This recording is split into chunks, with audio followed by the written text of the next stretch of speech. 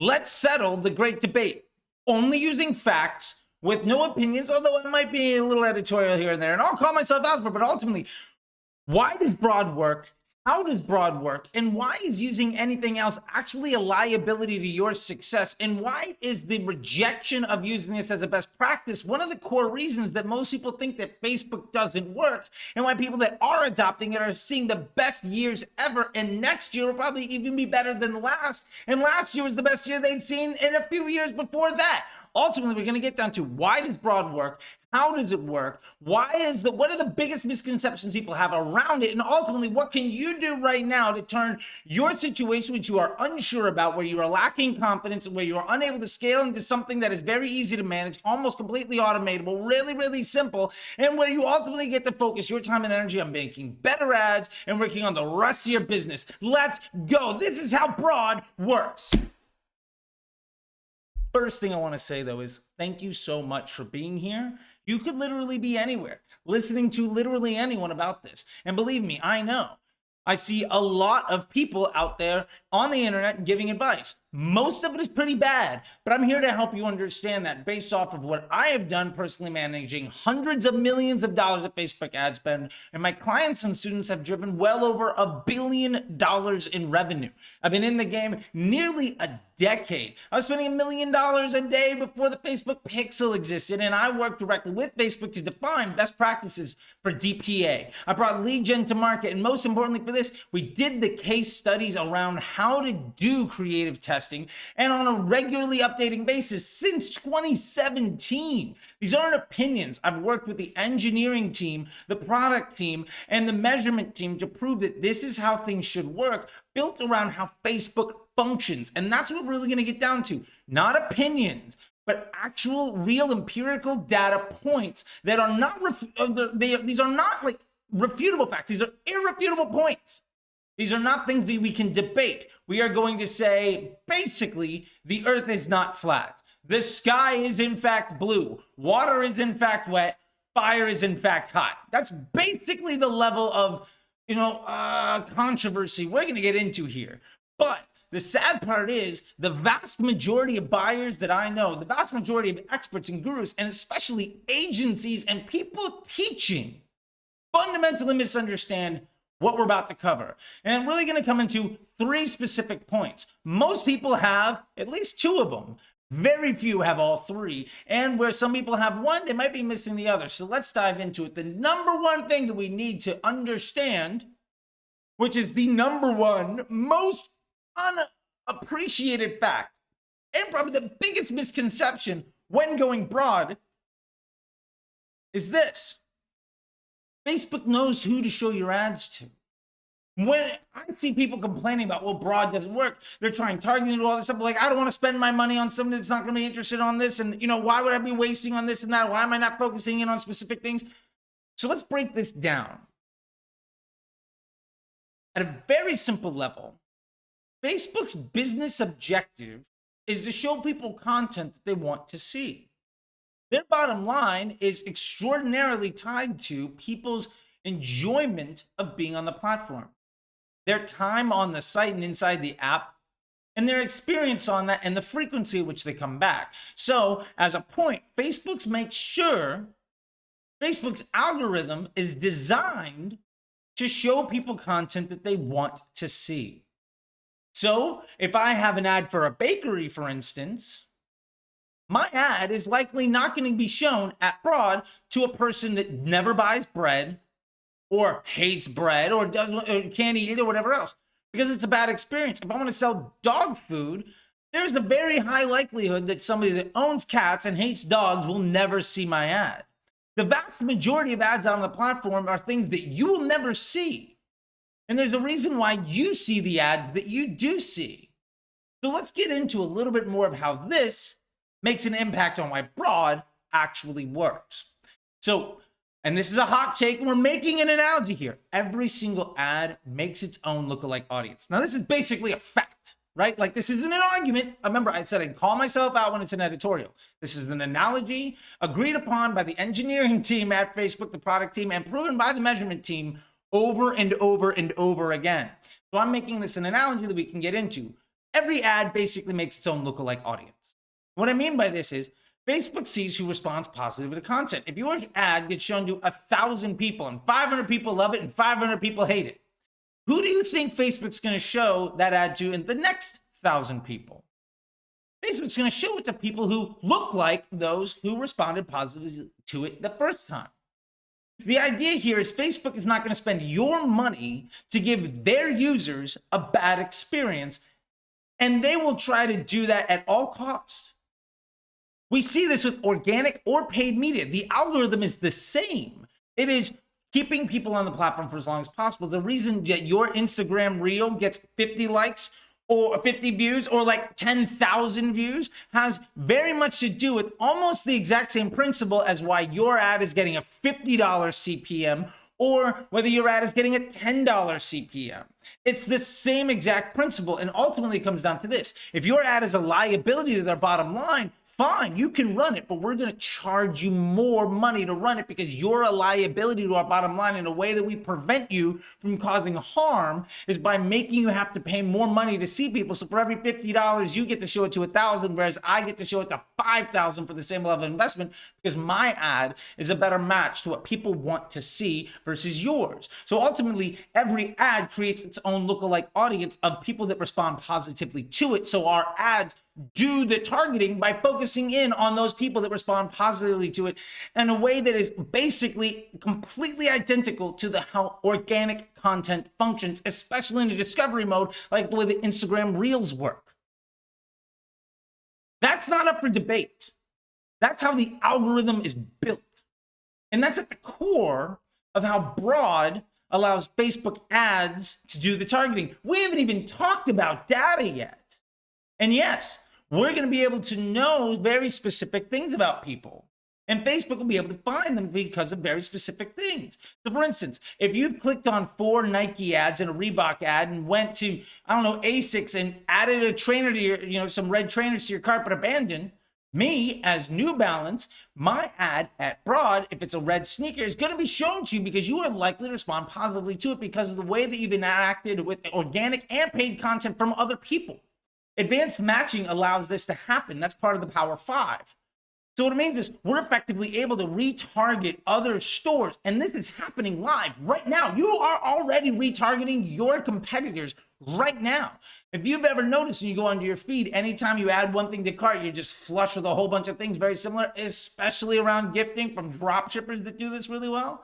It's because instead of trying to use some artificial targeting, they're letting the machine show that ad to the right person. That's why you see more and more things of a specific type because you're responding to them. Me personally, I love t-shirts. When I start to click on some funny shirts, my feed is just inundated with funny shirts and I find new brands and I buy things. Facebook is designed to show me content that I want to see. So the ads are curated to show me things that I want to see. And the way that that works is with advanced matching because the ads make a lookalike audience based off the people that responded positively to them. And it's feeding off of data from the back end, what people are doing on and off of Facebook, because Facebook is seeing everything they're doing on basically every single site. If it has a Facebook pixel on it, Facebook is tracking your actions, your time, what buttons you're clicking on, everything else, all the pixel events, everything else, whether it is related to your business or not. So your ads make a lookalike audience built off of all of this information so that the very first impression of your ad is likely to go to somebody who's positively going to see it. The 10,000th impression is going to do a lot better at that job. But before we even get into machine learning and the learning phase, which we're going to get to next, before any of that even starts, Facebook is really good at showing content to people that they want to see. There's a reason why me, as a man in my mid-30s, I don't ever see women's clothing for teenagers ads.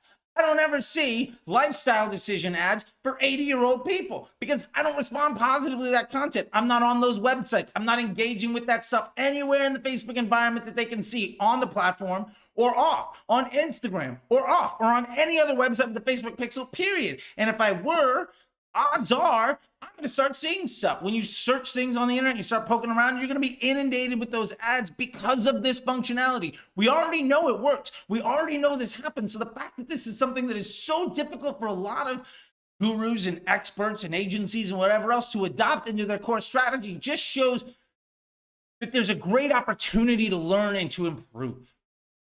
So let's get to the second thing, machine learning. The learning phase in Facebook. A lot of people will say it's a complete waste of time. That's because they're dead wrong and don't know how Facebook works. Full stop. That's a bit of an editorial, but it's a hard fact. The hard fact is the machine learning and the learning phase absolutely matters. Because on top of all of this other data that we've been seeing, Facebook is now saying, well, maybe you've got several ads that all look and feel the same. Which one is the right to show to somebody? Some ads do better at delivering your business objective versus other ones. Because ultimately, all we've done is figure out how to lower our CPMs and give people a better experience. With the machine learning and the learning phase, what we are doing is trying to turn that positive experience into positive business results. So when we leave the learning phase, what we're doing is we're ultimately, Facebook is telling us that they are confident they can deliver a specific, sustainable, stable result with the options that we've given it. When we change those options or ask it to do too much more or less work, that outcome is far less predictable and we re-enter the learning phase. But the learning phase is fundamental to stability, scaling, and growth. People that disagree with that are wrong.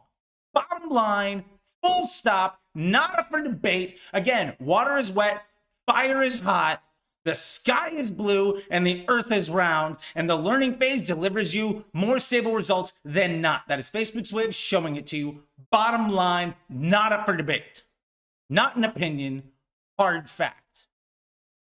So what we need to understand here is throwing more and more data at specific ads, specific post IDs collates learnings at the post ID level. Because remember, every post ID is actually a web page, and that web page Facebook is measuring just like it is on any other web page, any other website, anywhere else in the world. What are people looking at? What are they clicking on? What are they watching? What are they engaging with? Are they watching videos? Are they not? Are they commenting? Are they not? Are they reading for more comments? Are they not? Are they clicking on things? Are they not? And based on that, they're going to see whether or not people want to engage with that, and ultimately whether or not when somebody gets shown that ad, they deliver a result that we are trying to optimize for, potentially a purchase or a lead or a complete registration or whatever it is that we're optimizing our campaigns for.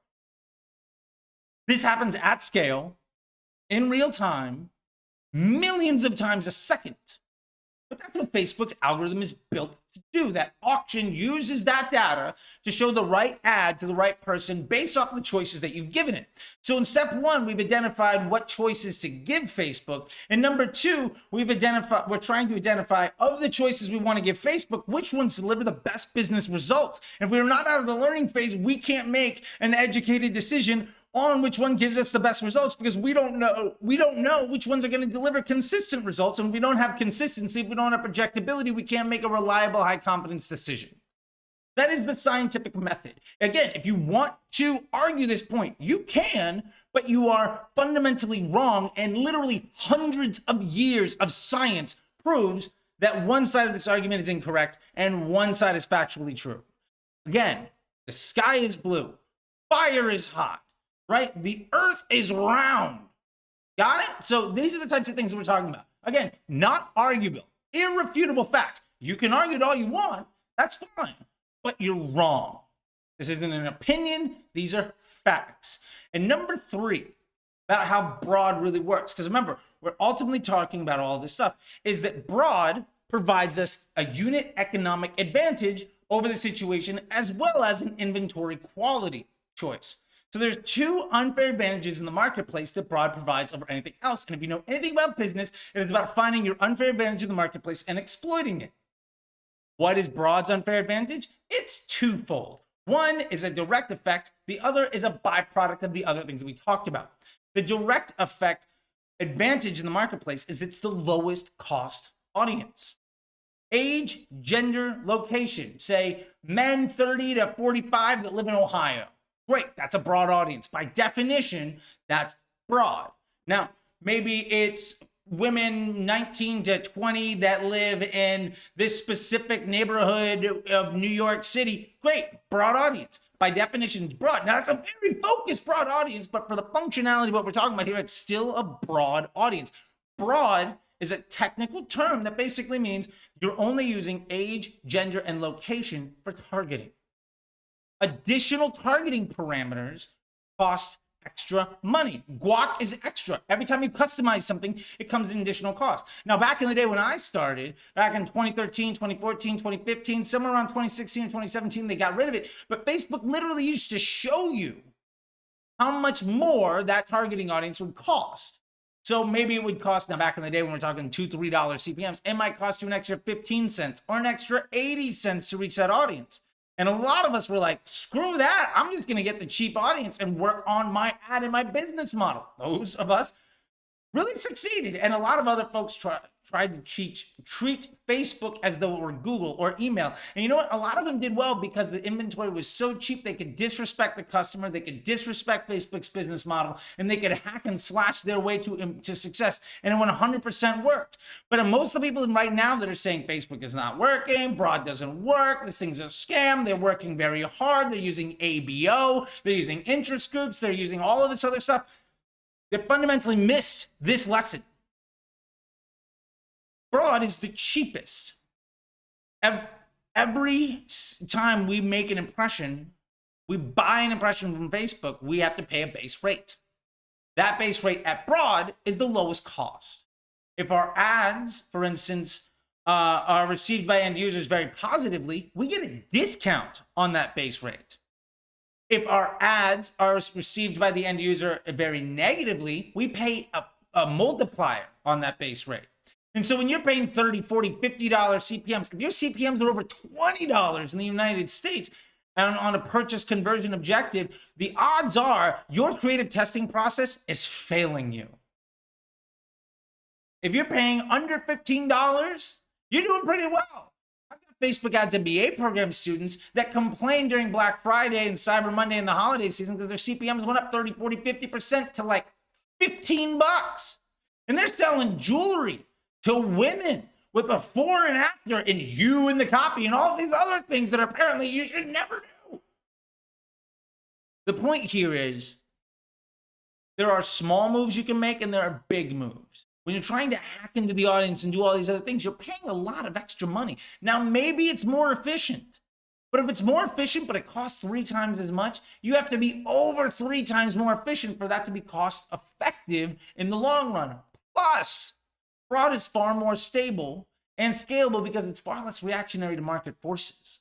When somebody comes in there and drops $1 million on your interest group, your cost goes up. But the cost for Facebook at Broad is everybody all the time, and that's a much more stable line, right? Daily spend is around this. But if you are in interest groups or using other behavior targeting, one day it might be cheap, one day it might be high, one day it might be cheap, one day it might be high. You have no idea what the future is going to bring because you have no idea what that inventory is going to cost because you are completely subjected to the whims of other advertisers. People like me, they're going to drop $1 million on your interest group. $10 million. What if you get 15, 20, 100 people that decide to drop $1 million on your interest group today? You're going to probably not make money, and it has nothing to do with your workload. It has nothing to do with the quality of your work. It has nothing to do with how hard you try. It had to do with the fact that you set your system up to allow failure as a high likelihood of an outcome. So, number one unfair advantage of Broad, lowest cost. Now, there's an implied unfair advantage as well. Broad, being age, gender, and location, allows you to have the greatest opportunity for that ads lookalike audience to reach the end best desired user. So if we think of a lookalike audience as a giant circle, right? The ads lookalike audience is a giant circle. In the middle of that circle is the best possible user, and outside of that, as it gets further and further away from that circle, it's a lower and lower quality user, right? But every ad has this. Now, instead of using Broad, maybe I use an interest group, or I use some big lookalike or something like that. What I'm doing is I'm saying instead of the entire universe, I'm going to make a big circle. Basically, now what we have is a Venn diagram. And the only place we're going to really be successful is where the core of that lookalike audience or that interest group or that behavior targeting, whatever, matches with the core of that ad's own lookalike audience. Where that overlap is, you're going to do pretty well. But if they don't overlap at all, you're going to struggle because you're forcing Facebook to show ads to people, but Facebook says, All the people that we want to show this to are excluded because they're not in this interest group. They're not in this lookalike audience. They're not. And the honest truth is, you're probably not going to have 100% exclusion. It might be 20, 30, 40%. But if 30, 40% of your best users can't see your ad because you're paying extra to exclude them in a very unstable fashion by targeting lookalikes or interest groups or whatever else, you are paying extra money to prevent good outcomes from occurring. And as a net result of that, what you're doing is you are forcing bad experiences on people. And remember what we talked about at the very beginning. Facebook wants people to see good content that they want to see. And if you do a good job of showing people content they want to see, what do we see? We get lower CPMs because we get a discount on the base rate of our unit inventory. So to wrap this up, if you're using interest groups that exclude that ad from showing an impression to the people that want to see it, what you are doing is you are paying extra to inhibit success in a way that also raises your cost of advertising for your entire account at scale in a fairly consistent and projectable fashion. The people that don't embrace broad see rising CPMs on a consistent basis. The people that do embrace broad, I'll be honest, on most of the accounts that I've been in for years, my CPM basically is about the same as it was in 2018, 2019. And that's one of the reasons I say CPMs don't matter, because it doesn't move if you're doing a good job. But if you're doing a bad job at respecting your customer and respecting your business partner, if you're doing a bad job at testing your creative to deliver these extremely important metrics of end user experience, then your costs are going to go up every single year to the point where Facebook doesn't make sense anymore. So remember that next time somebody said broad doesn't work, or they say I'm going to go ABO, or they're going to use all of these other things, what they're telling you is, I think I am good enough right now to disrespect the platform and the customer because there's enough fat on the bone for me to do my job poorly. And I'm going to work harder and harder and harder to make less and less money. That is what they're teaching you. That is what they're bragging about. And that is what ultimately your future looks like if you don't hop on board with what Facebook said they wanted back in 2018. And I'll end with this. I'm seeing a lot of people say, well, Facebook's new flavor of the month is ads to the targeting and go broad. Facebook has been saying this since 2018. They've been shouting it from the rooftops to anybody that'll listen. A lot of us embraced it and ran with it. Hell, I was part of the case studies that proved that it worked. But the people that I see struggle, very, very few of them are folks that honestly put in time and effort to creative test at broad and to scale their account. If you want to have different results, you need to do things differently. If you're not aligning yourself for success by matching your business objectives with those of your partners, you're going to fail.